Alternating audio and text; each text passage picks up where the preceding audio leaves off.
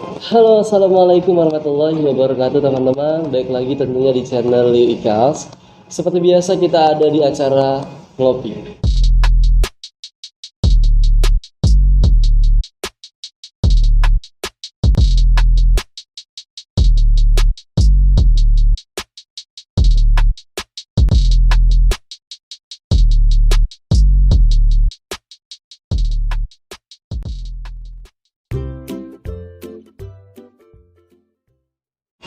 Dan di acara ngopi, seperti biasa teman-teman, kita bakal ngobrol tentang karya, ide, prestasi, sampai kontribusi ataupun hal-hal kecil yang mudah-mudahan bisa ada inspirasi untuk teman-teman semua, memberikan motivasi, serta juga mungkin biar lebih semangat lagi untuk hidup lebih baik tentunya. Apalagi ini di akhir tahun dan kebetulan di akhir tahun ini ada salah satu komunitas yang luar biasa yang 2 tahun yang lalu pernah mampir, tapi karena kesibukan yang luar biasa dari foundernya, akhirnya sampai 2 tahun kemudian sudah ada di sini juga kembali. Ini ada komunitas sahabat literasi yang sebelumnya mungkin kalau teman-teman belum sempat nonton, cek aja langsung ada di link di deskripsi ya. Oke, kita langsung sapa aja nih.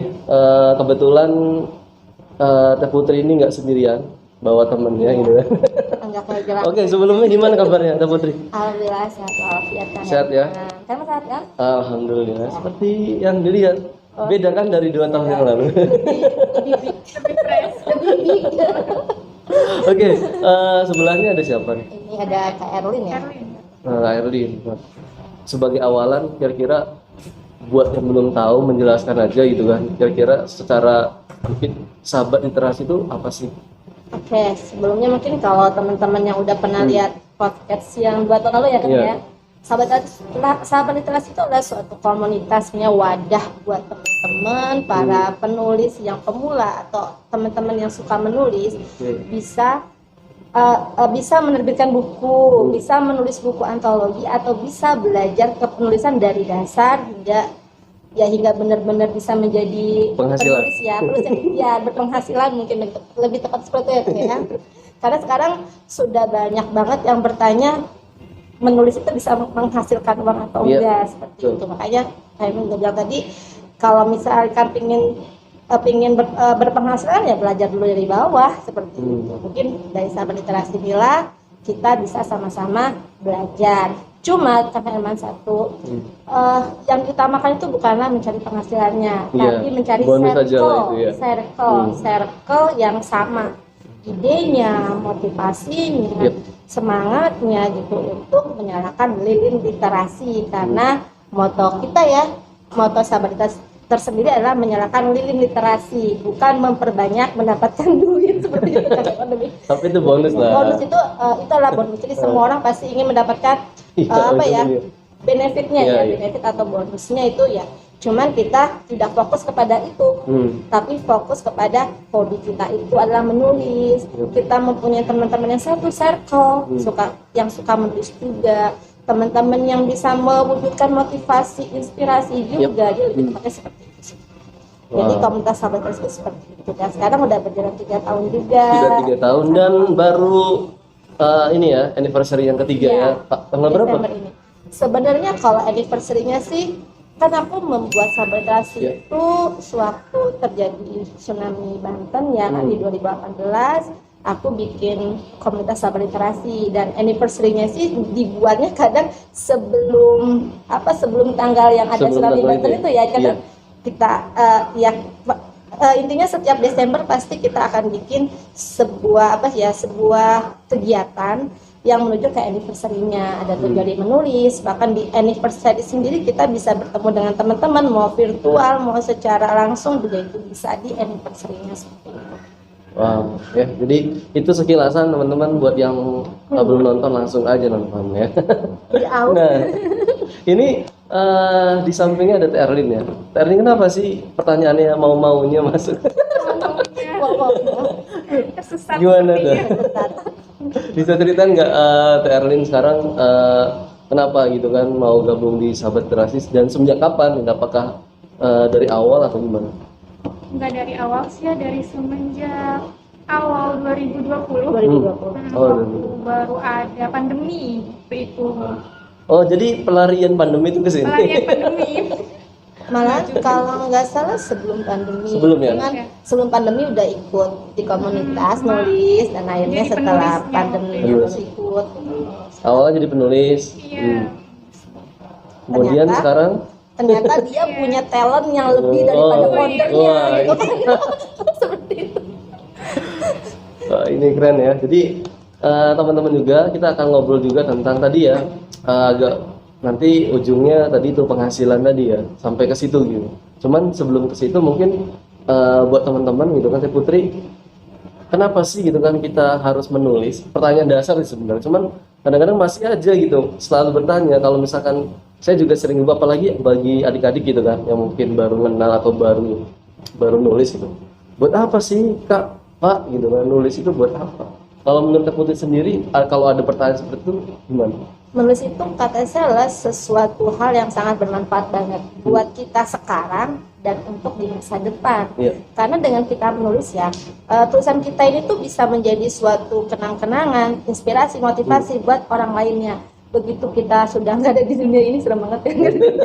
Maksudnya begitu Iya, yang iya. manusia kan pasti akan Iya. meninggal kan. Nah, Usia itu meninggalkan- tidak panjang Nah, ya. betul seperti itu. Dan meninggalkan apa? Meninggalkan itu adalah sebuah karya. Karyanya apa? Tulisan. Dan siapa tahu tulisan kita ini juga bisa menjadi inspirasi untuk orang lain. Jadi seperti pahala berjalan gitu loh kan. Jadi waktu kita sudah meninggal. Amal jariah. Nah, betul kan. Jadi tetap menjadi amal jariah buat Iya. orang yang masih Ya, ada. tapi garis bawahi kalau tulisan itu bermanfaat. Iya, makanya bikin tulisan yang bermanfaat. Nah, seperti itu. Dan insya Allah sih tulisan di Sahabat Literasi di komunitas kita tuh insya Allah bermanfaat semua. Karena dari cerpennya pun ada cerpen-cerpen yang mungkin pengalaman pribadi dan lalu jalan-jalan itu kayak mereka tuh kayak bikin cerpen yang tadinya mereka minum sup di Iya. masalah, kemudian mereka keluar dari masalah itu seperti apa. Jadi kan mungkin membantu teman-teman yang mungkin contoh kecil lah, remaja sekarang patah hati nih, jadi kan Iya. bisa membaca cerpen dari Sahabat Literasi. Nah di situ tuh mereka tuh kayak mungkin dapat, oh gue ini mesti kayak iya, gini bersikap nih, gitu menyikapi kan. patah hati seperti apa? Sakit hati, patah hati. Jadi kan enggak ke hal-hal yang sekarang kan hal-hal yang sangat mengerikan storytelling untuk anak Jadi sekarang. gini, jangan patah hati kalau nggak jadi royalti kan. Nah betul, benar. Karena kalau misalkan kita hanya patah hati aja gitu kan ya, tidak Galau. menghasilkan royalti, galaunya sia-sia. Kan. Kalau menghasilkan royalti kan itu galaunya jadi apa teh? Jadi bermanfaat, jadi ya. menambah dompet, isi dompet juga kan kayak gitu. Oke, kalau Teh Erlin sendiri kan editor ya, sering menemukan, pasti kan sudah baca gitu banyak karya dari teman-teman Sahabat Literasi gitu. Itu rata-rata karyanya gimana sih gitu pendapat Teh Erlin sendiri gitu? Seperti apa? Apakah memang mungkin nggak kasih gambaran lah gitu? Kasih gambaran teh. Bahwa ini- Karyanya kenapa?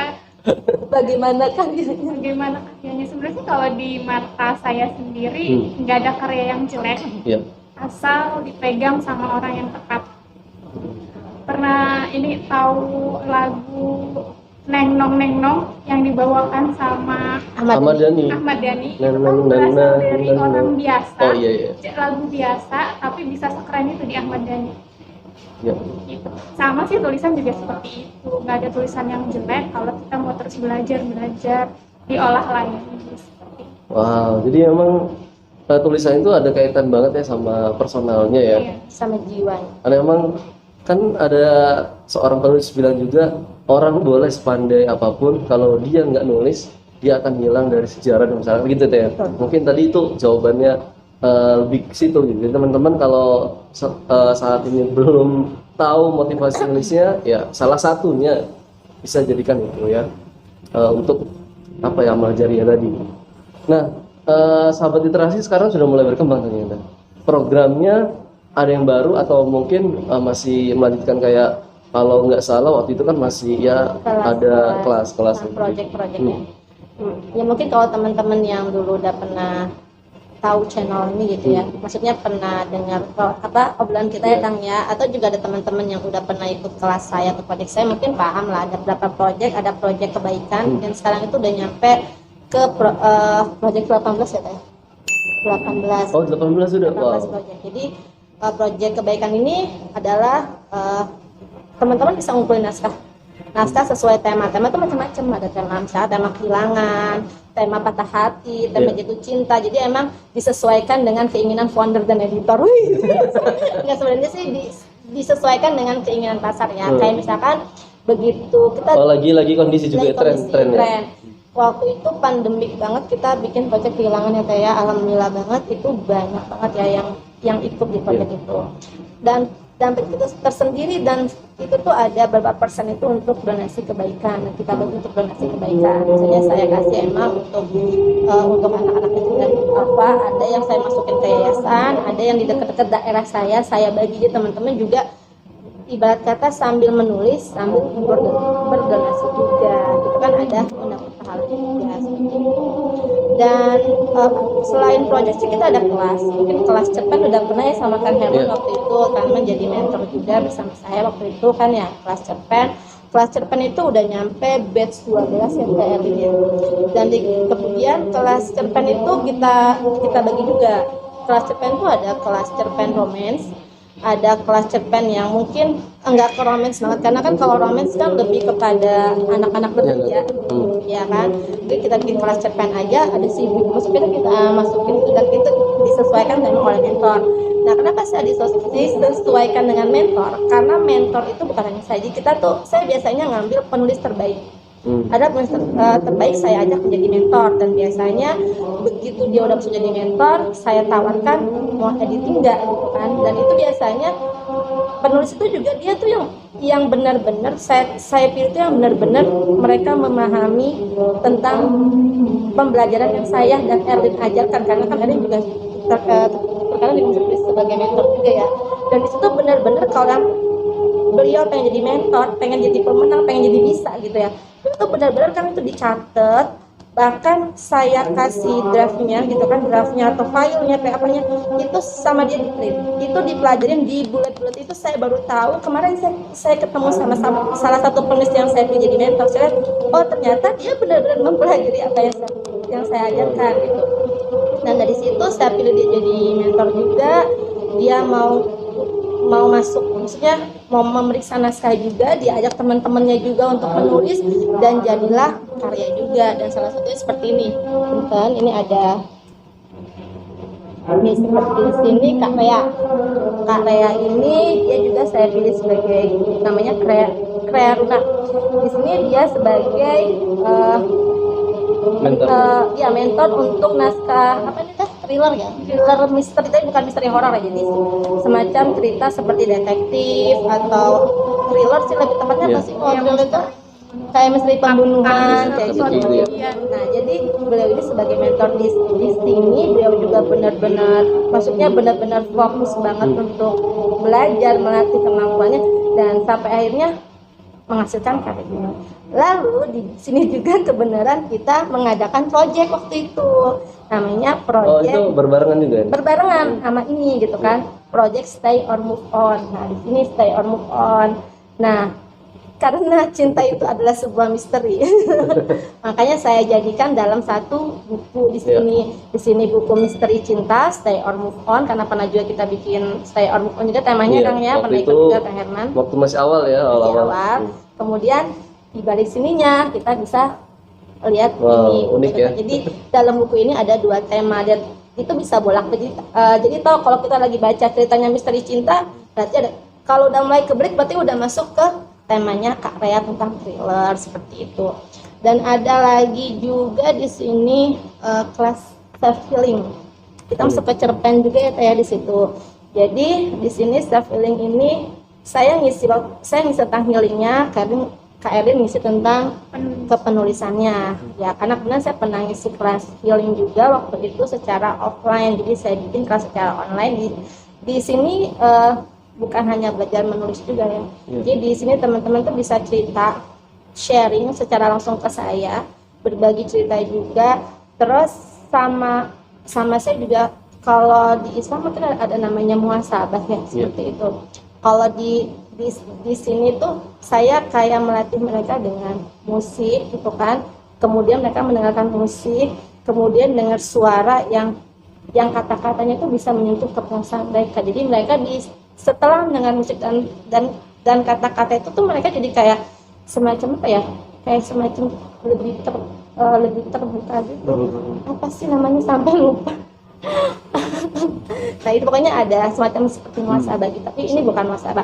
Kenapa saya bikinnya bukan muhasabah, Kang? Karena emang di sini bukan hanya muslim, jadi ada non Islam juga di sini, karena kan sahabat literasi itu nggak hanya untuk yang muslimah ya atau muslim, tapi ada berbagai macam agama juga boleh di sini. Jadi nggak mungkin saya suruh mereka untuk muhasabah kan, makanya saya bikin lebih kepada itu. Dan di situ tuh mereka menuliskan cerita hidup mereka di sini. Saya bilang boleh pakai nama asli, boleh memakai nama pena. Mungkin kan ada beberapa yang enggak sanggup menuliskan nama aslinya di sini, maksudnya kayak enggak deh, saya mah pakai nama pena aja Kak gitu kan. Ya udah, enggak apa-apa. Dan ternyata itu Kang, setelah saya juga konsultasi dan ngobrol juga sama salah satu dari UNICEF, saya ngobrol juga, dan di situ ternyata menulis healing terapi itu emang bagus banget. Dan bahkan dokter juga ya, dari psikolog juga bilang kalau misalkan ada masalah nih, tulis aja, dan itu membantu banget. Jadi memang nulis juga bisa jadi terapi buat diri kita sendiri, dan itu memotivasi diri kita sendiri. Dan bahkan tulisan juga itu bisa menarik energi positif dan negatif pada diri kita. Saya bilang gitu. Saya dulu senang banget tulis kata-kata patah hati, dan itu ya mungkin karena emang masih zamannya muda ya, usia muda. Pas patah hati, saya tulis patah hati. Oh, zamannya muda gitu. Sekarang agak muda ada hanya ada 2 ya, zamannya muda, sekarang muda hanya ada 2 gitu kan. Dan zamannya remaja lah, zaman masih kuliah gitu. Dan kemudian saya ubah nih pola pikir saya untuk nulis itu, jangan nulis yang patah hati mulu gitu kan. Menulis tentang motivasi, dan itu juga saya belajar dari editor saya juga, karena editor saya itu kayak bikin cerita tulisan itu kayak inspirasi, motivasi, dan ngeliat hidup dia sih kayak strong banget ya dia gitu ya, maksudnya hidupnya itu kayak baik-baik aja, tapi kan nggak tahu ya di dalamnya seperti apa. Nah cuman dari situ ya ternyata menarik energi yang positif buat kita. Jadi tulisan itu ya, tulisan baik, tulisan positif itu menarik yang positif. Ini juga salah satunya. Jadi buku ini sebenarnya ini buku yang paling banget membantu healing terapi para pesertanya, termasuk pembacanya juga. Dan ini keren, karena yang ngerjain juga banyak kan Kak Elin juga kan, karena beliau juga ide dari beliau, cover juga dari beliau gitu kan, ide cover juga semua dari beliau. Jadi ya udah Elin pakai nama Elin dan depannya biar mantep nih, biar terkenal gitu kan. Dan teman-teman juga bisa kayak Kak Erlin ada namanya di depan sini juga ya kan, asal punya ide ya kan, teman-teman juga bisa tentang ketulisan juga paham, ya bisa seperti ini. Dan ada lagi penulis cilik sebenarnya ini adalah SL Books. Jadi kita punya penerbitan. Ini juga penerbitannya nanti kita bahas ya. Kita bahas intinya ini penerbitan yang dari penerbitan kita bahasnya buku. Ini ada buku dongeng. Ini adalah buku dongeng keempat atau kelima ya? Empat. Oh, udah sering banget berarti ya? Udah sering banget. Dan bedanya nih Kang sama buku-buku antologi lainnya, di sini adalah gambar. Karena anak itu kan lebih kepada audio dan visual, seperti itu kan. Lebih kepada anak-anak tuh lebih senang lihat gambar. Gak mungkin anak-anak kalau cuma suruh baca seperti ini pasti bosan banget kan. Iya. Jadi dibanyakan dengan gambar. Dan di sini ini bisa diwarnai nih gambarnya nih. Jadi begitu anak-anaknya habis baca, mereka suruh pewarnai. Oh iya. Seperti itu. Dan tuh jadi bisa diwarnain. Ya, anak-anak baca, kemudian itu kan mereka kan bisa berimajinasi, oh ininya warna ini nih, ininya warna ini, tempat sampahnya warna ini, sampai seperti itu kan.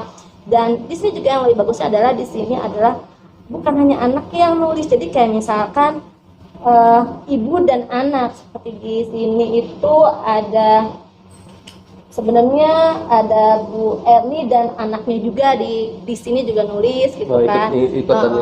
Terus ada lagi Bunda Farah dan bundanya, mereka juga nulis di sini.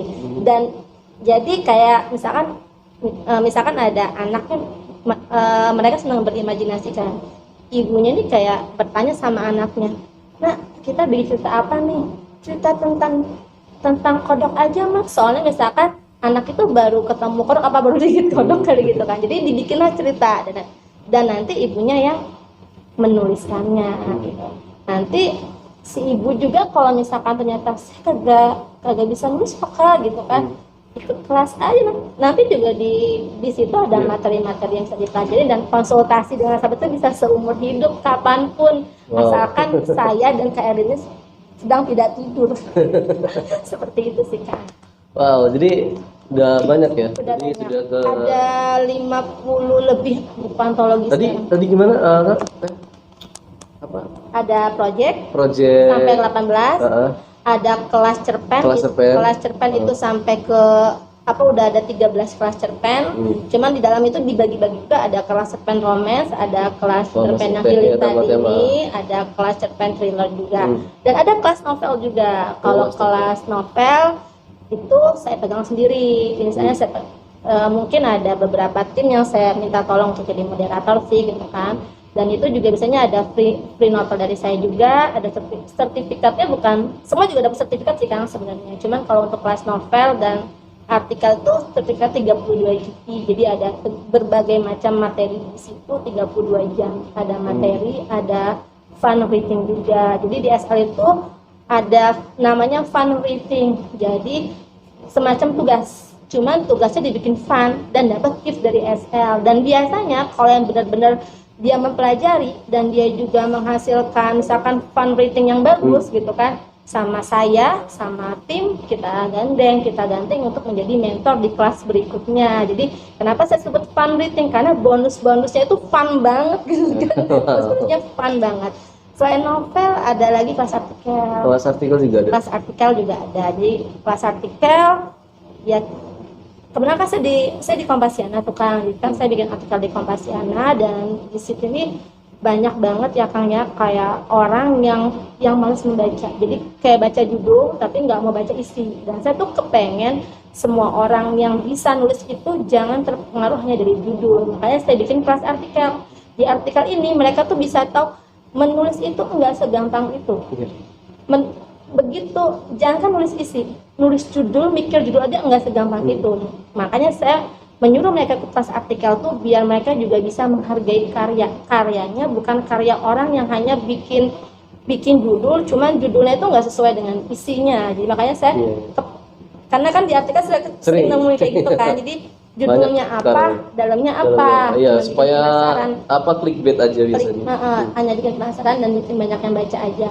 Dan di sini saya pengen mengajarkan kepada orang agar bisa memilihkan sesuatu hal itu yang bikin misalkan nemu judul ya dibaca dalamnya, atau teman-teman tuh mulai belajar menulis artikel dengan baik gitu kan. Jadi menurut saya kelas artikel sebenarnya sangat bermanfaat banget sih kalau untuk anak tuh, terutama anak-anak muda ya. Kalau untuk orang yang udah usia juga bermanfaat banget, karena bermanfaatnya bisa menuliskan misalkan kalau yang muda mungkin karya ilmiah atau yang terjadi sekarang ini gitu kan.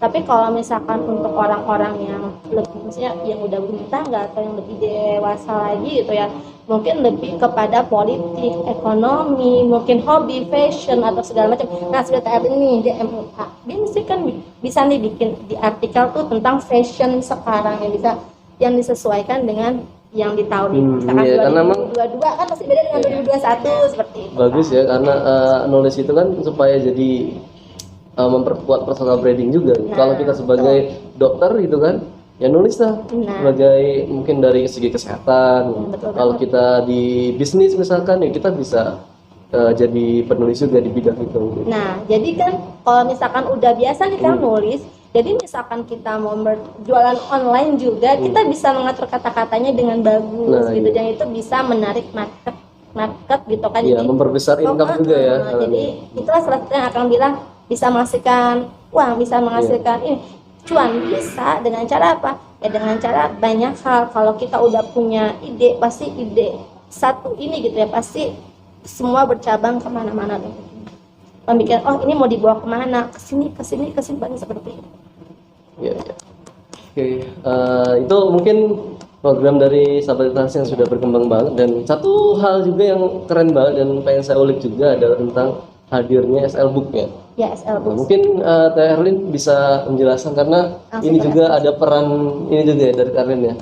Sangat penuh, beliau yang pegang. Kalau saya Gitu. cuma mendirikan doang, tapi dia yang menjalankan. Mendirikan sama gimana, dia Erlin? ribet menjalankan. Kenapa? SL Book itu kita penerbitan yang melayani editing, layout, sampai pembuatan cover, Ya, Sampai oke. cetak juga. sampai cetak juga. Cetaknya harus di kita.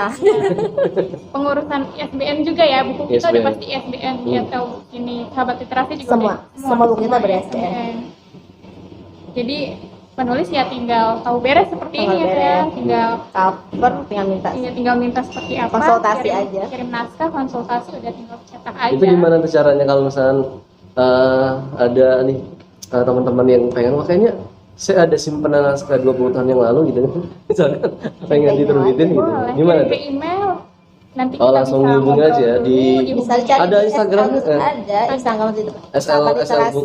literasi titik sahabat. Nanti kita kan ada di di bio-nya itu diarahkan ada ke SL Book juga ya? slbooks.id. Karena memang bagian dari sebut. Nah ini mungkin kalau misalkan sahabat literasi lebih ke sosial tuh ya. Kalau misalkan SL Book udah tentu udah ke bisnis ya, ranah bisnis. Nah kalau selama ini dari kapan SL Book ada? 2020. Tahun kemarin sih. Oh tahun kemarin ya. Pas Dari anniversary kedua. sudah hampir 2 tahun ya berarti ya? Setahun ya? Setahun dong. Nah, saya masih Gimana ngitungnya, udah kalian mana 2022 saya jadi 2023 nggak sabar deh. udah nggak sampai 2023 dia. Berarti selama setahun itu gimana menurut Erlin sendiri, maksudnya selama ini naskah yang masuk gitu? Naskah yang masuk sih, Apakah emang dari antusiasnya dari Cilegon sendiri atau dari Banten sendiri atau memang dari luar? selama ini sih dari Banten. Cilegon, dari Oh, banyaknya dari Cilegon. Kita udah 4 buku kesini, Hmm. 4 buku dari orang Cilegon. Oke. Tapi Kak Erlin juga kadang suka dipakai dengan penerbit lain gitu kan, karena saya emang kan saya membangun SL Books ini untuk wadah ya, untuk Yeah. wadah penulis juga. Cuman kan Kak Erlin juga ibaratnya dia tuh punya talent yang bagus juga gitu kan, dan saya juga tidak pernah, maksudnya Kak Erlin kalau misalkan ada penerbit lain Ada yang project di sana gitu. penerbit lain yang membutuhkan Teh Erlin gitu kan di luar SL, ya nggak apa-apa bilang gitu kan. Yang penting kerjaan SL-nya dari project atau kelas kitanya lagi kosong, ya udah silakan saya bilang gitu. Dan alhamdulillah sih beliau juga udah untuk SL sendiri masih baru 4 buku, kemudian cuman di luar dia udah banyak job. Kemudian lagi dia juga ngerjain project-project di SL juga. Jadi emang ya mungkin karena banyak ini juga ya, jadi tidak terasa juga gitu. Tiap hari. Tiap hari itu pasti dia ini, dengan kecerewatan saya yang Teh Erlin buku udah beres, Teh Erlin cover udah beres. Seperti itu. Aduh. Yang penting jangan stres gitu ya. Teh Erlin, mungkin bisa kasih tips juga naskah yang bagus itu gimana? Naskah yang bagus. Nggak Tadi ada tadi kan patokan. tadi kan memang Terin kan nggak ada naskah bagus tergantung ini ya kan tadi Iya. udah ada. Tapi ini secara apa ya maksudnya? Mungkin selama ini gitu. Selama ini Kira-kira patokan naskah yang bagus. iya ya gitulah patokannya lah lebih tepat. Kalau selama ini saya sendiri nggak pernah yang apa namanya mempermasalahkan kayak tanda baca atau kayak gimana, itu bisa dipelajari secara otodidak sebenarnya. Yang penting ini paragraf. Kadang ada paragraf itu satu halaman paragrafnya cuma satu. Tapi yang penting kerapihan. Sebenarnya Iya, naskah iya, yang iya. bagus itu kerapihannya seperti apa. Oke, berarti tapi kalau buat penulis pemula itu biasanya apa sih masalah yang biasa sering ditemukan? Ejaan, Ejaan, tanda baca, alurnya Oh, kayak gitu. muter-muter. pokoknya EYD, tanda baca, alur itu, sama kata ganti orang pertama untuk yang Iya. untuk yang cerpen ya, Cerpen. kata ganti orang pertama dan kedua gitu kan. Oh iya ya, Jadi sudut kadang pandang ya, sudut pandang, POV ya. Jadi mereka tuh kayak misalkan hari ini si tokoh ini misalkan di paragraf pertama Aku tadinya menjadi aku, besoknya menjadi dia, kan? Tuh, nggak Kan? pasti. Itu Nah, tuh itu ya, kadang ya, yang ya. bikin, Iya, iya, iya. bikin kita harus. Soalnya saya juga tahun kemarin itu ada proyek sekolah itu ya, Teh. Menemukan memang penulis pemula itu di situ sih. Sudut pandang gitu. Tiba-tiba yang tadinya aku gitu kan, tiba-tiba di sininya dia gitu. Iya, jadi kayak Itu terus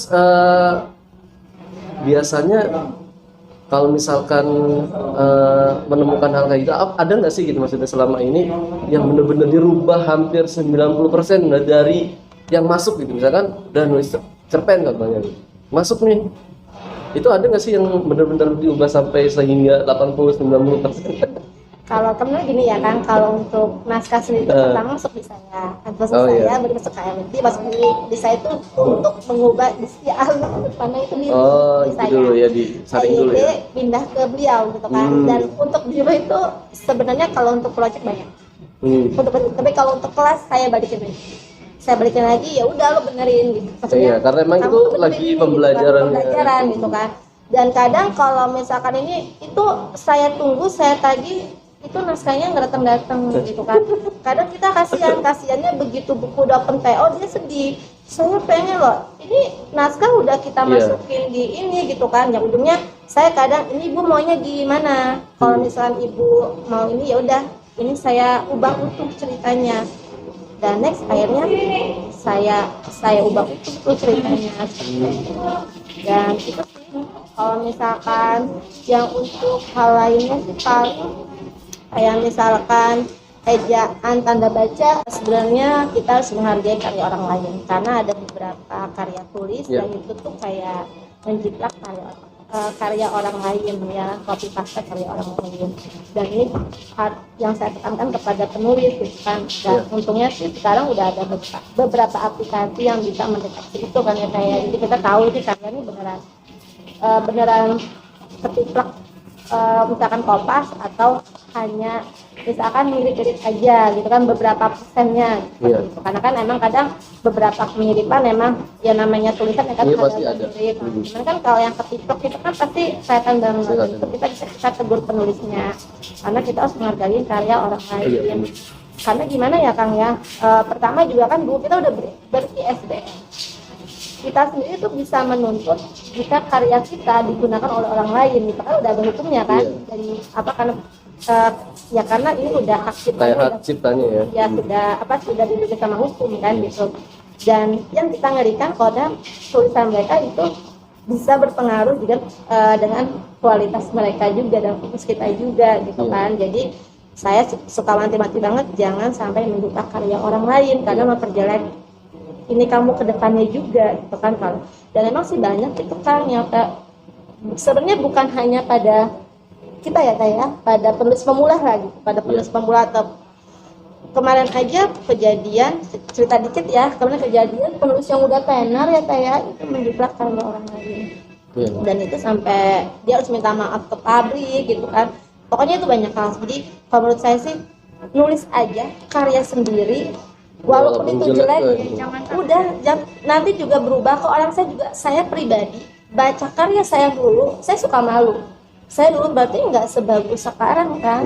Sekarang karena apa ya, karena saya udah terbiasa dari menulis itu. Jadi buat teman-teman pemula ya sok aja tulis dulu aja, tulis nanti juga tulisan itu ketemu kok sama pembacanya. Ibaratnya kualitas itu dibangun di atas kuantitas. Betul. Semakin sering latihan seperti itu. Jadi nanti juga tulisan kita tuh pasti akan menemukan jiwanya. Pasti tahu deh Kang Herman nih, pembaca setia Kang Herman pasti tahu tulisan Kang Herman. Pembaca setia saya pasti tahu tulisan Putri. Setia saya pasti tulisan saya pasti udah tahu. Seperti itu. Ya kayak penulis yang terkenal aja misalkan oh ini gaya Raditya Dika nih, oh ini gayanya Di Lestari gitu. Udah tahu, jadi kan setiap tulisan itu pasti ada jiwanya. Kalau kita menggunakan tulisan orang lain, ya kita tidak akan menemukan jiwa tulisan kita.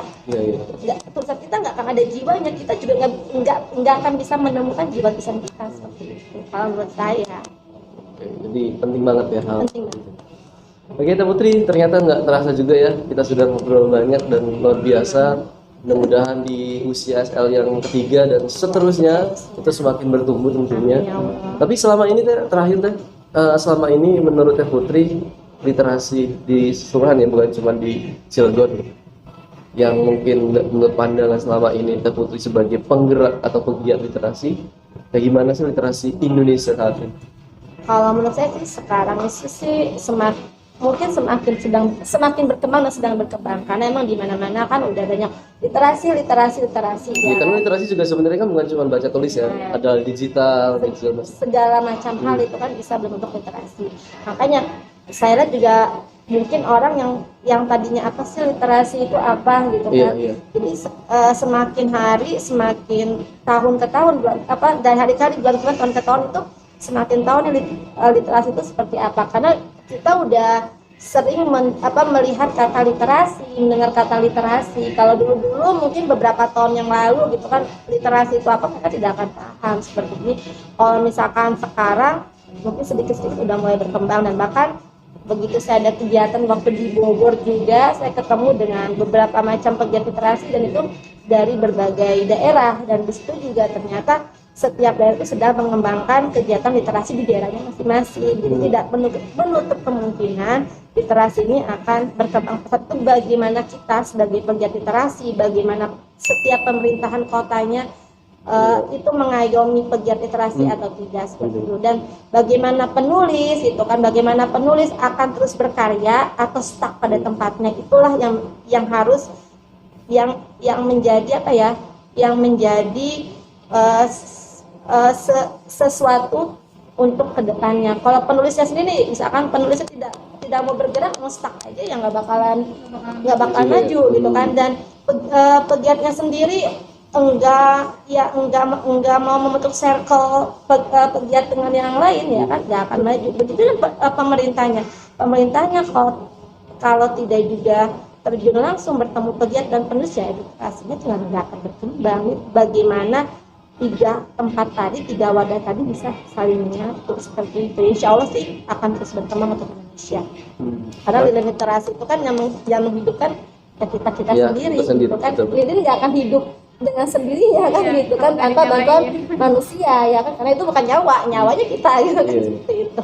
Oke, kalau Teh Erlin ini mungkin tadi sama pertanyaannya, gambaran literasi saat ini. Iya sih, menurut saya sedang berkembang menuju ke lebih baik, karena sekarang banyak, kalau untuk membaca sendiri banyak platform membaca, menulis, mereka bisa menuangkan semuanya di situ. Kemarin juga sempat yang katanya tingkat literasi di Indonesia ini rendah, tingkat membacanya rendah. Terus kita yang sering baca webpad, baca storyal, kayak gitu ya apa ada yang seperti itu. Tapi memang seperti itu sih, lebih berkembang kayak gitu. Oke Teh, terakhir nih Teh, ini bukan game sih pertanyaan. Tapi nggak game sih, saya nyebutnya game sih. Dapat hadiah dong. Dapat hadiah. Nggak jadi game. Maksudnya ini pertanyaan yang saya sering tanyakan juga ke yang sering mampir di sini.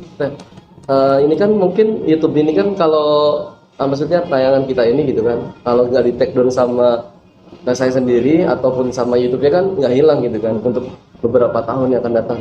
Kalau Teh Putri sekarang coba gitu ngomong di depan kamera saat ini untuk Teh Putri 5 tahun yang akan datang. Benar kan? Ya. Yang akan datang. 2020 pasti 2020. Sekarang kan 2021 lah berarti 2026. 2026 ya. Ya silakan kasih pesan kepada Teh Putri 2026. 2026 saya tuh sudah menikah ya, seharusnya saya bingung fokus saya menikah mungkin ya 2026 ya disebutin untuk Putri 2023 untuk Putri di tahun 2026 semoga semakin banyak karya, dan saya berharap sih 2026 novel saya bisa berkembang menjadi sebuah naskah skenario yang bisa difilmkan. Itu mimpi saya banget. Dan yang ketiga, saya sudah banyak membuat buku ya. Mungkin kemungkinan nanti saya membuat buku nikah juga. Amin. Iya kan, 5 tahun ke depan kan. Iya. Dan mungkin juga akan ada junior lain ya, yang mungkin bisa membantu sahabat literasi di kedepannya, sehingga saya pun kalau saya sibuk di dunia perfilman, saya dunia perfilman, mungkin yang mengembangkan sahabat literasi adalah yang menonton ini, seperti itu. Erlin, untuk Teh Erlin 2026. 2026. Erlin 2026. Simpel aja sih, semoga menjadi orang yang lebih bermanfaat lagi aja. Sekarang tidak bermanfaat soalnya. Tidak bermanfaat soalnya. Main-main mulu. Oke, luar biasa ya. Thank you Teh Putri ya. Teh Erlin juga terima kasih sudah Iya. mampir di channel saya Sama-sama, lagi. Kang Erlin. Mudah-mudahan siapa tahu ada kesempatan lain gitu kan kita bisa ngobrol tentang hal lain juga terkait tentunya literasi, karena literasi saat ini tadi sudah dibilang bahwa memang lagi Sedang marketnya lagi berkembangnya gitu kan, dari literasi baca tulis digital ataupun literasi sains dan yang lainnya di Indonesia lagi sangat berkembang. Nah, supaya lebih berkembang ya butuh kontribusi dari kita.